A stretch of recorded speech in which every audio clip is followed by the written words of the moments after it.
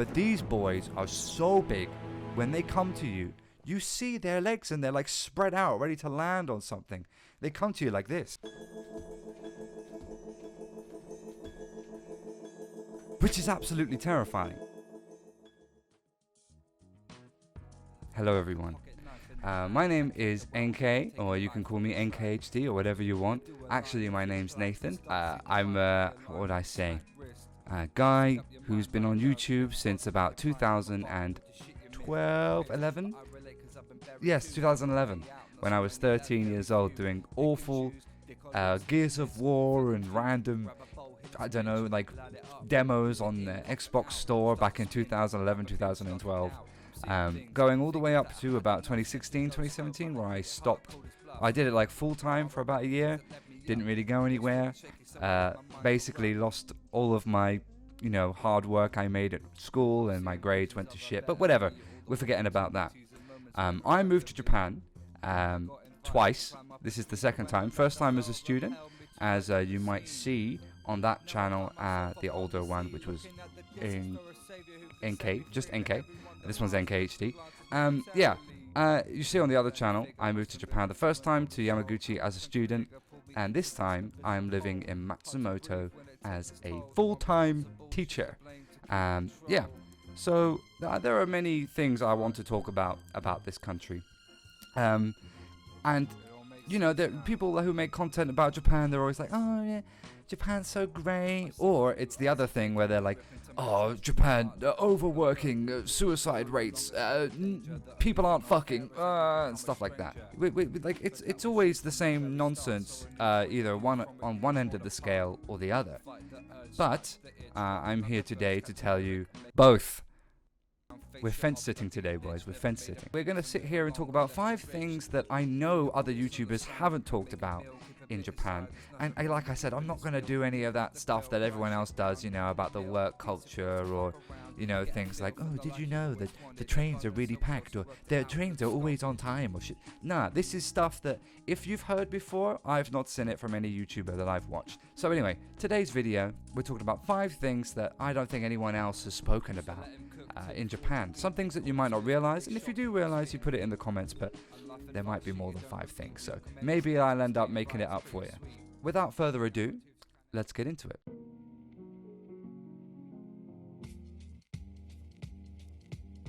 Number 1, we're going to talk about prices. Yeah, things are differently priced here, and I think it's something that has been spoken about, but I'm going to get more specific and probably talk about things that you maybe wouldn't have known. Starting out with the obvious, people always talk about how expensive it is here to cook dinner or to get food. Things like McDonald's, which is my barometer whenever I go to another country. Things like McDonald's tend to have similar prices around the world, and I think that's similar in Japan. There's not really much of a difference. However, when we're talking about going to the supermarket, frozen foods, vegetables and fruits are insanely expensive. And there are multiple videos on YouTube attesting to that. You can see people going and buying, $9,000 watermelons or $5,000 pack of bananas or whatever the fuck. We're not talking about that. I'm talking about things that, probably shouldn't be so expensive. Like milk, like cheese, and I'm talking the shit cheese, not like good cheese, it's shit cheese. I got shit cheese in my fridge. It lasts like 2 months. I'm afraid to eat it because in the UK it's like longer than 2 or 3 weeks it starts to go green. That shit's been in there for 2 months and it's still normal. I don't know what it's made of, but it's terrifying. But yeah, also on top of that, things like meats as well. Those are insanely expensive. I mean, it's pretty across the board.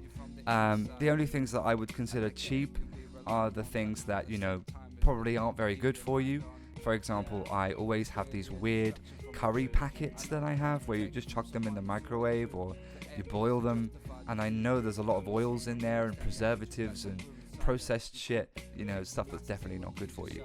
But it's cheap, and that's what I'm surviving off because my wage is dog shit. The next thing, differently priced, is alcohol. Now, this is actually more of a positive swing, unless you're me, who's a raging alcoholic. there is one can under my bed. I clean my room, and I always forget to check under my bed. And there's one can I can see. And it's a Strong Zero can. Hold on. Yes. This will be promptly thrown away. This will be promptly thrown away. But as you can see, Strong Zero became a crutch for me. Now, one of these costs about 220 yen at a combini. You can get them at the supermarket for a similar price. Sometimes they get marked down, and maybe about 170, 180 yen, which in dollars is what, $1.80, $1.70. In pounds, it's about a quid, which is insane. When you consider, like, in the UK, I think a can of beer is usually about it's probably about the same. Yeah. But there is one alcohol that I've not mentioned. Strong Zero is the most popular and arguably the most famous one that many people will know from outside Japan. But we also have these knockoff brands. Now, I don't have one now. I'll go out and buy one at some point because I live off these now. I don't really drink Strong Zero as much. Do I have one here? No, I don't. It's like Strong Zero, but it's 8% instead of 9. But instead of costing 220 yen, it costs 120 yen. Let me just rephrase, 120 yen. Again, putting that into pounds, which is my most familiar currency, 120 yen in pounds equals 66 pence. 66 pence for a 8% can. And I'm talking the big ones, the big ones like this. 66 pence for one big can, 8%. And I would have maybe 4, and that messes me up. It's dirt cheap. I get like funny tastes in my mouth, for a couple of days after. But man, I don't care. I'm gonna have to go do a health checkup soon, and I'm terrified of the results. We also have the last thing, which is my main sticking point: haircuts. Now, in the UK, I used to get my hair cut for about £15, which might be around 2,500 yen. Now, in Japan, I spend about 5,000 yen for a haircut. That's double the price. And half of them probably aren't used to cutting my hair. I've not had this uncontrollable kind of style of hair for so long. Maybe I'm just getting thinning and I've got like a bad diet or something. I don't know, but it's not going very well. I'll say that much. But I will say the service is good. I don't know why. I never ask for it, but they always give me a massage, which is nice. And I get shampoo and stuff done. Again, I don't ask for it. I think they're just like, he doesn't know what he's doing. We'll just give him the premium service. At least they treat me nice. They take me out for dinner before they fuck me. Number 2, Japanese jarring architecture. Now, again, you will see lots of videos talking about architecture, Japanese architecture, online already. Abroad in Japan has done loads of videos about it, especially around Tokyo. But for me, probably the biggest thing I will mention later. Abandoned buildings is one example, as haikyo, or there's another word for it, akiya, I think. These buildings are everywhere, and I mean everywhere, especially if you're in the inaka, which is the countryside. Being in that kind of area, I think a lot of people just tend to move out and go to the city, which means these places just get left and they kind of rot away. And a lot of them aren't really safe to live in. But that actually just brings me onto the next point, which is these buildings with people still living in them. I don't want to film it because I don't want to dox this person, but there is a house literally round the corner from where I live where the door doesn't exist. The windows are a tarp. I don't know how that person survives winter. I thought it was abandoned, and I was like looking into it, and I realized I was looking at some guy's living room while he was watching the TV. What is going on there? Again, I get it. House prices in Japan are actually cheaper compared to other places in the world, especially the UK. There's an Instagram account, Cheap Houses Japan, I think it's called. I'll put a link to it or some details on the screen here. Genuinely great page. They put loads of little houses there. Some of them are a bit old and do need renovating, but then they do have some modern ones as well, which aren't that expensive when you compare them to other places in the world. But yeah, I guess even then, Japanese wages on the average tend to be lower than the UK or America, so I think a lot of people just don't have the chance to move out, or either they just don't want to. Another example would be, the shrines in the middle of the cities. Now, this is something I really like, but in these places, sometimes there will just be like a shrine and just like off shooting from the road, just going down a different road. There was one in Yamaguchi that had that, and there are plenty in Matsumoto. Again, I'll put some links to some here, or I'll show you some footage of some here. And it's very, very interesting to me, especially because I come from the UK, where if something doesn't have a purpose, it usually gets knocked down, or the things that are cultural for us, which is really, now I think about it, it's just pubs. They tend to be everywhere, but they kind of blend into the environment. Whereas in Japan, it's completely jarring. But I think that's a good point. One example, and it's definitely a negative for me, is when you're in the countryside and you've got this beautiful scenery and it's wonderful, it's fantastic, and then suddenly you're coming across this giant, jarring pachinko parlor in the middle of a rice field, or surrounded by rice fields, or those bloody pachinko parlors and gambling sites in the middle of nowhere. I can't stand it, and it's a huge problem in Japan. It is everywhere, and anyone who's from Japan or who's lived in Japan will definitely agree with me, especially if you're familiar with the countryside areas. They're everywhere. Number 3. Now, I've not seen many people talk about this. We know about the suzumebachi, which is the giant hornet, which is, well, many people say you don't see them very often. But like I said, I've lived in the countryside for 2 years here, and I have seen plenty, more than enough. Just the other day, I was sitting here. I can't put any footage in. I'm not going to go out and look for one of these. I refuse. But just the other day, I was by my window, and thankfully I don't have a balcony at this moment. I do want one, but at this time, thankfully I didn't have one. I was putting my washing out and hanging my clothes over my railing, which is inside. My window was closed, and I just see this behemoth come right up to my face with the glass in between. And at first I'm like, I don't know what it is, because when you look at it, it doesn't look like a hornet. Mainly, one, because it's so big, and two, because when you see hornets, usually, especially for me in the UK, you don't see their legs. But these boys are so big, when they come to you, you see their legs and they're like spread out, ready to land on something. They come to you like this.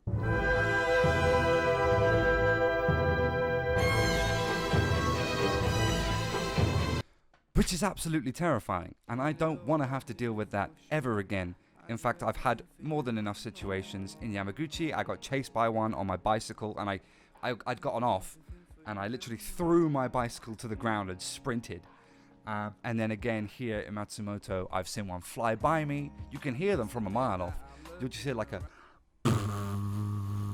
some fucking dickhead subwoofer, in the dodgy areas of the UK. You know what I'm talking about. And yeah, that's just one example. Another one would be my window spiders. Again, I can't show you this. I'm not doxing myself.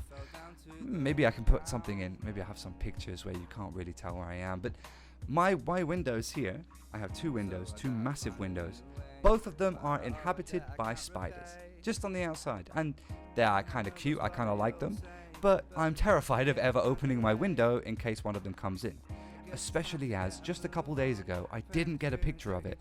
But genuinely, the size of my hand, crawling across the window. And I looked at it and I was like, what the fuck is that? I genuinely thought some guy was like reaching across from the room next door trying to like tap on my window. Another thing, lizards. I've got a video of one here. I'll splice it in. Very cute. I love lizards. But I know a lot of people are squeamish about those. And they're not that common, but you will find them from time to time. Again, I've seen them in Yamaguchi and I've seen them in Matsumoto, so they're quite common. Frogs tend to be quite everywhere. It's not an insect, really. And a lizard isn't. Is a lizard an insect? I guess if it's small enough, maybe. But it's under the same umbrella. Yeah. Frogs and cockroaches as well. These are all, I wouldn't say incredibly common, because Nagano has the least cockroaches, which is like 1 per square mile, or maybe even less than that. 1 per 100 square miles it might be. So there aren't that many in Nagano, but you know, things like that.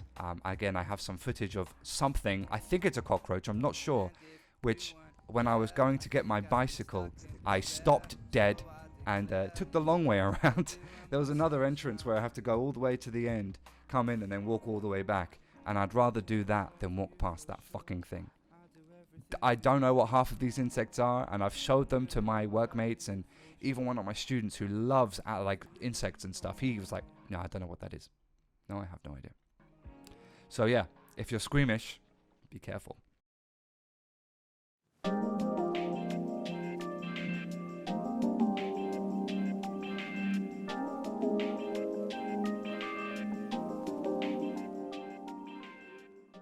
Yeah, point number 4 now. And I don't know, I've not seen anyone talk about this. Maybe it's my personal experience. I can't drive. Okay? I can't drive. I want to. I'm 25 years old, but I don't know how to. I mean, I feel bad about it, but I'm in Japan. I'm happy. Fuck you. I don't give a shit. I mostly get around with my bicycle. Now, I do drive like a dickhead, but, you know, I want to have fun. I enjoy cycling. It's really fun. But I don't break the laws of the road apart from the speed. And that leads me to just a few stories that I have where, at least in the last month, I've been almost hit by about 10 different drivers in about a month. A lot of the times they will pull out without looking. There are these clearings, and as I think PewDiePie did a video about it recently, where there are a lot of these mirrors that help you, like drivers, look around the corner. But I don't think they look at them, because the amount of times I've almost been hit by idiots just coming out, and half the time, if they do slowly pull out, they're doing this. They aren't even looking like the other direction. So they'll be looking one way, and I'm like, hello, and I scream at them. I'm like, what are you doing? I don't know how many old people I've scared with that. But there was another example, which was this old man. He had like a van. Old man in a van. But yeah, old man in a van who, it was a red light for him, a green light for me, crossing. At this time I was walking. I wasn't even on a bicycle. And I get halfway across the road, and this twat just literally drives inches in front of me. Like, it's a red light. And I screamed at him. I don't remember exactly what I said. Maybe I'd better not say it here. I think I've sworn a lot. I don't want to get demonetized. I screamed at him, and he did not give a shit. I have this kind of idea that I might start getting revenge on bad drivers by taking a picture of their number plates and recording footage of it. Maybe it would be good for YouTube as well. So yeah, we'll see what happens.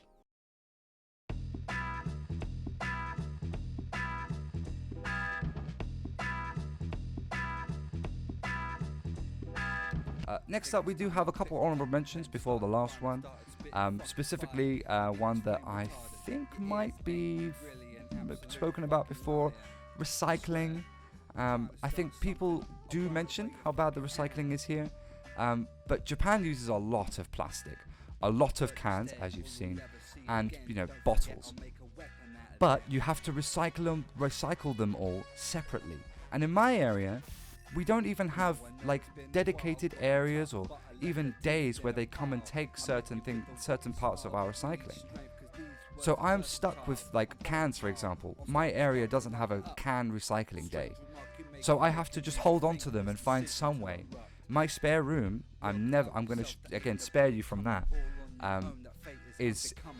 There are about 10 bin bags full of cans.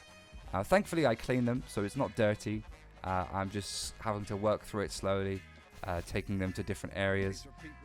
But yeah, like, that's a huge problem. Another honorable mention would be the constant changing of, you know, environments here. Again, I feel like there's always something under construction. There's always some cones going on. there's always, some reason to stop the water, or, oh, we've had to close the banks for, like, I think they did it for about 3 or 4 days or even more before, where I couldn't access my bank account for like a week. And that was, very difficult. They do give you some sufficient warning, but I'm not Japanese, so I didn't know what it said when I read the warning. I was like, just saw kanji and went right past. That is on me, actually.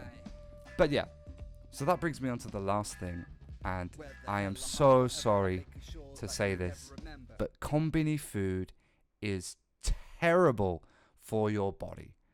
Now, people think, oh, Japan, you're all skinny, they must be healthy. The majority of people I know, at least in Japan, don't tend to eat konbini food as much as us foreigners would like to.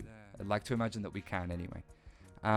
I recently found out through Dogen, you can check him out, that a lot of Japanese convenience stores and even the fresh fruits and vegetables use things like pesticides and oils and preservatives and artificial sweeteners or additives and things like that we do not allow, even in America. I thought the US was bad. The UK is pretty strict on those things, so I always kind of grew up with kind of never really having to worry about it. But whenever I had like American food, I was always like, ugh, it's gonna have some like weird fake shit in it. Like, why is their Fanta so orange and things like that? And the example that really springs to mind for me that I realized when I came here were things like the cheese strings and the cheese I mentioned before that I have in my fridge, and like famichiki and all of your favorite items that you get, potato chips and the chocolates. I had this banana galbo chocolate, and I remember Chris from abroad in Japan, he mentioned that galbo is really good because it doesn't melt in the summer, and it's great to have with your friends. And then I had one, and maybe his mouth had been used to it, but my god, that is not real chocolate. I don't know what that is. It tastes like wax, and it probably is wax. And there's a lot of things that you would never be able to sell in the UK that get sold here. And I think people mentioned another thing. We have like edible wax over things, and you think, yeah, that's fine. It's not too unhealthy for you. And, we use it on apples in the UK. I might use them in America too, to preserve them. But I feel like they take it a step too far here. But yeah, that is the end of the video. I'm sorry to have spoiled you on konbini foods, and now maybe you don't want to live in Japan, but I really recommend it. Despite all these things, every country has its problems, and everyone knows about the biggest problems in Japan. Yeah. But there's so many problems in every country, and Japan has its good points. You could say thing in America and then thing in Japan. Whoa. But the fact is that Japan is just like every other country. And for me, the good points and the things that Japan does have that are positive are some of the reasons why I would never want to leave. So, yeah. That reminds me. I have recently, I say recently, 3 months ago, made a new album. And I've used some of the songs and some of the music in the background here are from that album. So yeah, please go check it out. It's on every single platform: Apple Music, Amazon Music, Spotify, YouTube. You can find it everywhere. It's my name, NK and Regressus. It's a bit of a passion project of mine. I was going through some very hard times at that point. I had weighed the most I've weighed in a long time. As you can see, maybe since the last video, I have lost weight. I'm still on it. I went through a huge weight loss process many years ago. Yeah, I really appreciate any support on the music and on the YouTube videos. I'm gonna have to go out and record all of the footage here that I've mentioned because I haven't planned for this. But yeah, I'll record all that footage, and I want to have more outside videos. So any help here would be appreciated. I have a lot of great ideas coming up. I just had another one. So yeah, I really enjoy talking to you guys. Hopefully I can be getting more content. I want to do a video a week minimum. And the other channel is just going to be for random shit. So if you want to see more of me playing video games, or, you know, having weird commentary about football or anime or whatever, then it will be on there. But this channel's all going to be about more professional content, essays and top 10s, if you could call that professional. And yeah, any other ideas I can muster up. So thank you very much, everyone. My voice is gone. I will sound better by the next video. But yeah, have a good evening. I'll see you next time. Bye-bye.